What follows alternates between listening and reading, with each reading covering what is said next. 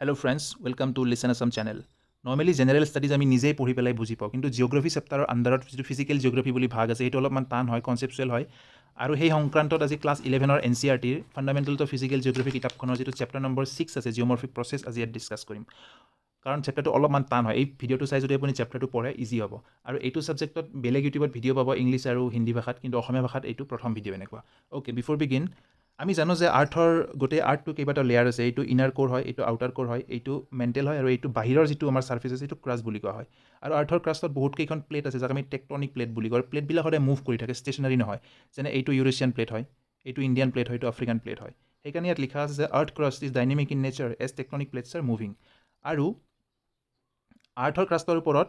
সদায় বিভিন্ন প্ৰকাৰৰ শক্তিয়ে ক্ৰিয়া কৰি থাকে বহুত প্ৰকাৰৰ শক্তি আৰ্থৰ ওপৰত মানে আছে আমাৰ ফ'ৰ্চ বুলি কোৱা হয় আৰু এই ফ'ৰ্চবিলাকক বেছিকেলি দুটা ভাগত ভাগ কৰিব পাৰি এণ্ডোজেনিক আৰু এক্সোজেনিক এই ফটোটোত চাওক এণ্ডোজেনিক মানে এই ৰঙা ৰঙাবিলাক যিবিলাক শক্তি বা যিবিলাক ফ'ৰ্চ পৃথিৱীৰ ভিতৰত উৎপন্ন হৈছে সেইকাৰণে এণ্ডোজেনিক আৰু যিবিলাক পৃথিৱীৰ বাহিৰত উৎপন্ন হৈছে এইটো এক্সোজেনিক এক্সো মানে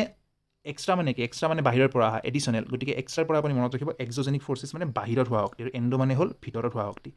তো এণ্ডোজেনিক ফ'ৰ্চবিলাকত ক'ৰ পৰা এনাৰ্জি পায় সেইটো মেইনলি পায় আমাৰ যিবিলাক প্লেটবিলাক ঘূৰি আছে তাৰ পৰা পায় আৰু পৃথিৱীখন সৃষ্টিৰ সময়ত বহু পৰিমাণৰ ছ'লাৰ এনাৰ্জি আমাৰ মানে সূৰ্যৰটো ভাঙি গৈ পৃথিৱী উৎপন্ন হৈছিল গতিকে এই সূৰ্যৰ বহু পৰিমাণে শক্তি পৃথিৱীৰ ভিতৰত ৰৈ গৈছিল তাৰ পৰাও পায় আৰু ৰেডিঅ' এক্টিভ মেটেৰিয়েলৰ পৰাও পায় আৰু পৃথিৱীৰ বাহিৰত যিবিলাক ফ'ৰ্চেছ আছে এক্সোজেনিক ফ'ৰ্চেছ তাৰ এনাৰ্জি ক'ৰ পৰা আহে আনচাৰ ইজ ভেৰি চিম্পল সূৰ্যৰ পৰা আহে ছানৰ পৰা আহে অ'কে চ' এই ফ'ৰ্চবিলাকে যেতিয়া পৃথিৱীৰ ছাৰ্ফেচত ক্ৰিয়া কৰি থাকে বা কাম কৰি থাকে বা এফেক্ট কৰে আৰ্থৰ ছাৰ্ফেচটোক তেতিয়া কি হয় আৰ্থৰ ছাৰ্ফেচত বহুত বিভিন্ন প্ৰকাৰৰ চেঞ্জ দেখা যায় সেই চেঞ্জ কৰা যিটো প্ৰচেছ আছে সেইটোক জিঅ'মৰ্ফিক প্ৰচেছ বুলি কোৱা হয় ইয়াত পঢ়ি চাওক changes caused on earth surface মানে আৰ্থৰ ছাৰ্ফেচৰ ওপৰত হোৱা চেঞ্জবিলাক by endogenic and exogenic forces through physical and chemical actions endogenic আৰু এক্সোজেনিক ফ'ৰ্চে ফিজিকেল আৰু কেমিকেল ৰিয়েকশ্যনৰ দ্বাৰা আৰ্থৰ ছাৰ্ফেচত যিটো চেঞ্জ আনে সেই প্ৰচেছটোক কোৱা হয় জিঅ'মৰ্ফিক প্ৰচেছ আৰু জিঅ'মৰ্ফিক প্ৰচেছৰ দুটা ভাগ আছে এণ্ডোজেনিক জিঅ'মৰ্ফিক প্ৰচেছ আৰু এক্সোজেনিক জিঅ'মৰ্ফিক প্ৰচেছ এণ্ডোজেনিক জিঅ'মৰ্ফিক প্ৰচেছ মানে আৰ্থৰ ভিতৰত হোৱা জিঅ'মৰ্ফিক প্ৰচেছ আৰু এক্সোজেনিক মানে আৰ্থৰ বাহিৰত হোৱা জিঅ'মৰ্ফিক প্ৰচেছ তো এণ্ডোজেনিক জিঅ'মৰ্ফিক প্ৰচেছক আকৌ দুটা ভাগত ভাগ কৰিব পাৰি ডাইষ্ট্ৰফিজিম আৰু ছাডেন ফ্ৰেণ্ডছ এই টেবুলখন এই চেপ্টাৰটো চামাৰি হয় কনচেপ্টবিলাকতো আপুনি মুখস্থ কৰিব নালাগে বুজি পালে হ'ল কিন্তু এই টেবুলখন মুখস্থ কৰিবই লাগিব এইখনত গোটেই চামাৰিটো দিয়া আছে আৰু এইখন যদি মনত নাথাকে তেনেহ'লে দিগদাৰ হ'ব অ'কে এণ্ডোজেনিকৰ দুটা ভাগ আছে ডাইষ্ট্ৰফিজিম আৰু ছাডেনটো আমি ডিটেইলছত চাওঁ কি হয় diastrophism is the process that moves elevates or build up earth crust আৰ্থৰ যিটো ক্ৰাষ্ট আছে ছাৰ্ফেচ আছে সেইটোক লৰচৰ কৰা বা ওপৰলৈ নিয়া বা তললৈ নিয়া এইটো যিটো প্ৰচেছ হয় এইটোক ডাইষ্ট্ৰফিজিম বুলি কোৱা হয় ডাইষ্ট্ৰফিজিম দ্য ৱৰ্ড ইজ ডাইষ্ট্ৰফিজিম আৰু ডাইষ্ট্ৰফিজিমৰ দুটা ভাগ আছে সেইটো হ'ল অৰ'জেনিক আৰু এপিৰ'জেনিক অৰ'জেনিক মানে কি হৰিজণ্টেল প্ৰচেছ আপুনি কাগজ এখন লওক আৰু দু ছাইডৰ পৰা কাগজখনক ভিতৰলৈ চেপি দিয়ক তেতিয়া কাগজখন ওপৰলৈ উঠি যাবনে মাজত পাহাৰৰ নিচিনা হ'ব গতিকে এইটোক কোৱা হয় অৰ'জেনিক প্ৰচেছ আৰু সেইকাৰণে অৰ'জেনিক প্ৰচেছক কোৱা হয় মাউণ্টেইন বিল্ডিং প্ৰচেছ আৰু এপিৰ'জেনিক প্ৰচেছ মানে কি ভাৰ্টিকেল মুভমেণ্ট যদি আৰ্থৰ ক্ৰাষ্টটো মানে ওপৰৰ পৰা ওপৰলৈ গৈছে বা তললৈ গৈছে সেইটোক কোৱা হয় এপিৰ'জেনিক আৰু ইয়াক কোৱা হয় কণ্টিনেণ্ট বিল্ডিং চ' এই ফটোটোত চাওক এই দুখন প্লেট আছে এইটো একচুৱেলি 3D হয় এইটো কম্পিউটাৰত চলে কিন্তু মই মোবাইলত বনাই আছোঁ কাৰণে এনিমেশ্যনটো দেখাব পৰা নাই ইপিনৰ পৰা ফ'ৰ্চ দিছে দিলে কি হ'ব মাজত এইখিনি জেগা উঠি যাব আৰু এইটো পাহাৰ হ'ব অ'কে এটা এক্সাম্পল দিওঁ অৰ'জেনিক মুভমেণ্টৰ এটা এক্সাম্পল হ'ল আমাৰ হিমালয়ান পৰ্বত সেইটো হিমালয়ান অৰ'জেনিক বুলি কোৱা হয় এইখন আমাৰ ইণ্ডিয়ান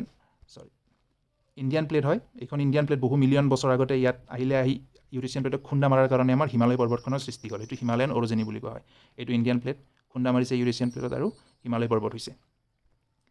তেনেদৰে ছাডেন এণ্ডোজেনিক ফ'ৰ্চ কি আছে এইটো হ'ল ডাইষ্ট্ৰফিজিম মানে ক্ৰাষ্টটো লাহে লাহে যেতিয়া ওপৰৰ পৰা বা তললৈ যায় এইটোক ডাইষ্ট্ৰফিজিম বুলি কয় আৰু কেইটামান আছে আমাৰ ছাডেন মানে পটকৈ হৈ যায় for example volcano these a volcano and these a earthquake ভলকেনৰ আৰ্থকুইক ইমান কুইকলি হয় কি আমি নিজেই টেক কৰিবলৈ সময় নাপাওঁ সেইকাৰণে ইয়াক কয় ছাডেন এণ্ডোজেনিক ফ'ৰ্চেছ কাৰণ ভলকেনো পৃথিৱীৰ ভিতৰৰ পৰা হয় আৰু আৰ্থকুইকো ভিতৰৰ পৰা হয় সেইকাৰণে ইয়াক কয় এণ্ডোজেনিক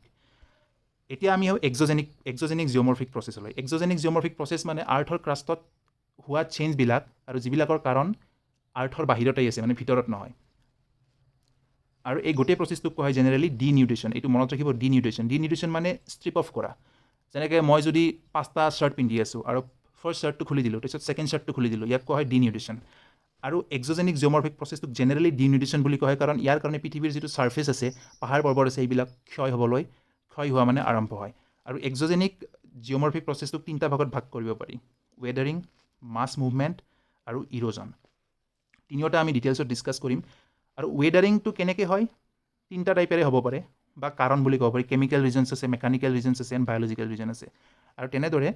মাছ মুভমেণ্টটো কিয় হয় গ্ৰেভিটেশ্যনেল ফ'ৰ্চৰ কাৰণে হয় আৰু ইৰ'জনটো কিয় হয় কাইনেটিক এনাৰ্জিৰ কাৰণে হয় অ'কে অ'কে চ' ৱেডাৰিংটো চাম আমি ৱেডাৰিং কি লাষ্ট স্লাইডত দেখিছিলোঁ weathering is a type of exogenic geomorphic process তো আমি ৱেডাৰিংটো ডিছকাছ কৰিম অ'কে চ' ৱেডাৰিঙৰ কৈছিলোঁ তিনিটা টাইপেৰে হয় কেমিকেল ফিজিকেল আৰু বায়'লজিকেল ৱেডাৰিং মানে হ'ল actions of elements of weather and climate over earth material বতৰ আৰু জলবায়ুৰ কাৰণে পৃথিৱীৰ ছাৰ্ফেচত চেঞ্জবিলাকক ৱেডাৰিং বুলি কোৱা হয় মেইনলি প্ৰেছাৰ আৰু টেম্পাৰেচাৰ চেঞ্জৰ কাৰণে হয় আৰু ইয়াত কেমিকেল ৱেডাৰিঙৰ চাৰিটা টাইপ আছে solution কাৰ্বনেশ্যন hydration oxidation and reduction এইবিলাক গোটেইবিলাক এনচাৰি কিতাপত দিয়া আছে আৰু আপুনি এইবিলাক এটলিষ্ট নামবিলাক মনত ৰাখিব লাগিব তেনেদৰে ফিজিকেল ৱেডাৰিঙৰ কাৰণ হ'ল gravitational forces unloading and expansion temperature changes and expansion freezing thawing and frost wedging বুজাই দি আছোঁ আৰু বায়'লজিকেলৰ কাৰণ হ'ল এনিমেল আৰু প্লেণ্টছৰ কাৰণে হয় ফ্ৰিজিং স্পেলিংটো ভুল আছে চৰি অ'কে এইটো হ'ল কেমিকেল ৱেডাৰিং কেমিকেল ৱেডাৰিঙত মই কৈছিলোঁ আপোনাৰ চাৰিটামান ভাগ আছে বুলি কৈছিলোঁ solution কাৰ্বনেশ্যন hydration oxidation and reduction এইটো যে দেখিছে এইটো হ'ল চলিউশ্যন পাহাৰৰ ভিতৰত শিলত যদি আপোনাৰ লাইমষ্ট'ন থাকে আৰু সেই লাইমষ্টনৰ ভিতৰত কেলছিয়াম কাৰ্বনেট আৰু কেলছিয়াম মেগনেছিয়াম বাইকাৰ্বনেট থাকে আৰু তাত যেতিয়া বৰষুণৰ পানী পৰে বৰষুণৰ পানী এটমছফিয়াৰৰ পৰা কাৰ্বন ডাই অক্সাইড এবজৰ্ব কৰে তেতিয়া সেই কাৰ্বন ডাই অক্সাইড থকা পানীয়ে সেই লাইমষ্টনবিলাক ক্ষয় কৰে বা ধুই নিয়াৰ পিছত অৱশিষ্ট যিবিলাক শিল থাকি যায় পাহাৰৰ ভিতৰত সেইবিলাকে কিহৰ সৃষ্টি কৰে গুহাৰ সৃষ্টি কৰে কেভৰ সৃষ্টি কৰে আপুনি এইটো চাওক বহুত বছৰ আগতে গোটেইবিলাকত লাইমষ্টন আছিল কিন্তু যেতিয়া বৰষুণৰ পানী পৰিলে তেতিয়া লাইমষ্টনবিলাক ধুই গ'ল পানীৰ লগত উটি গ'ল যিহেতু দ্ৰৱীভূত হয় পানীত আৰু বাকী তাৰপিছত এই গুহাটো সৃষ্টি হ'ল আপুনি যদি চেৰাপুঞ্জী গৈছে তেনেহ'লে নিশ্চয় এনেকুৱা গুহা দেখিবলৈ পাইছে এনেকুৱা ডাঙৰ ডাঙৰ খুঁটাও আছে তাক ষ্টেলেক্টাইট আৰু ষ্টেলেগমাইট বুলি কোৱা হয় সেইটো বেলেগ এটা চেপ্টাৰৰ কথা হয় আৰু এইটো যে দেখিছে এইটো কাৰ্বনেশ্যনৰ কাৰণে হোৱা কাৰ্বনেশ্যন কেমিকেল ৱেডাৰিঙৰ কাৰণে হয় এইটো পাহাৰৰ শিলত লাইমষ্টন আছে ইয়াতো বৰষুণৰ পানী পৰি পেলাই লাইমষ্টনবিলাক ধুই যোৱাৰ পিছত এনেকুৱা ফুটা সৃষ্টি হ'ল এইটো ৱেডাৰিং মানে ক্ষয় গৈছে নে নাই ইয়াত পাহাৰত থকা শিলটো ক্ষয় গৈ পেলাই কেভৰ সৃষ্টি হৈছে ইয়াতো শিলটো ক্ষয় গৈ পেলাই সৰু সৰু ফুটাৰ সৃষ্টি হৈছে okay now will discuss physical weathering physical ৱেডাৰিঙৰ কাৰণবিলাক কৈছিলোঁ gravitational force expansion force then water pressure then unloading and expansion so' ইয়াত এটা এক্সাম্পল লৈছোঁ এইটো এটা শিল হয় ইয়াত পানী জমা হৈছে পানী জমা হৈ পেলাই ঠাণ্ডাৰ দিনত পানীখিনি বৰফ হৈছে আৰু বৰফ হ'লে পানী এক্সপাণ্ড হোৱাৰ ফলত ভিতৰত এটা ফাট মেলি দিছে তাৰপিছত সেই ফাটটো আকৌ নেক্সট টাইম যেতিয়া গৰমৰ দিন আহিছে তেতিয়া আকৌ তাত পানী সোমাই গ'ল পানী সোমাই যেতিয়া আকৌ ঠাণ্ডা দিনত আকৌ বৰফ হ'ব আকৌ বৰফটো বহলি যাব তাৰপিছত এনেকৈ শিলটো ভাঙি গ'ল অ'কে এই প্ৰচেছটোক কয় ফিজিকেল ৱেডাৰিং সেনেকৈ টেম্পাৰেচাৰ চেঞ্জৰ কাৰণে হয় টেম্পাৰেচাৰ ৰাতি যদি টেম্পাৰেচাৰ কমি যায় তেতিয়া শিলৰ আয়তনটো কমি যাব দিনত আকৌ বাঢ়ি যাব আকৌ কমিব আকৌ বাঢ়িব তেনেদৰে এনেকৈ যদি বছৰ যদি ৰিপিটেড বঢ়া কমা হৈ থাকে আয়তনত তেতিয়া শিলটো দুৰ্বল হৈ যায় আৰু ফাইনেলি শিলটো ভাঙি যাব এইটো এটা আছে এক্সাম্পল লাষ্ট শ্লাইডত মই যেনেকৈ দেখাইছিলোঁ একজেক্টলি তেনেকুৱা হয় মাজত ভাঙি গৈছে ইয়াত আপুনি চব ভাঙি গৈছে ইয়াত তেনেকৈ ইয়াতো শিলটো ভাঙি গৈছে এইটো এক্সাম্পল অফ ফিজিকেল ৱেডাৰিং হয় আৰু বায়'লজিকেল ৱেডাৰিং মই কি কৈছিলোঁ এনিমেলৰ কাৰণে হয় আৰু প্লেণ্টৰ কাৰণে হয় এইটো প্লেণ্টৰ কাৰণে হোৱা ফটো আপুনি নিশ্চয় দেখিছে শিলৰ মাজেৰে যদি এনেকৈ গছ ওলাই ফাট মেলে আমাৰ ঘৰৰ ৱালৰ মাজেৰেও কেতিয়াবা গছৰ শিপাৰ কাৰণে ফাট মেলে এইটো চাওক এইটো বায়'লজিকেল ৱেডাৰিং হয় আৰু এনিমেলছৰ কাৰণে হোৱা বায়'লজিকেল ৱেডাৰিং মেইনলি হয় কেঁচু বা নিগনি সেইবিলাকে মাটি চাটি খান্দি পেলাই যিবিলাক ডেমেজ কৰে সেইটো বায়'লজিকেল ৱেডাৰিঙৰ ভিতৰতে পৰে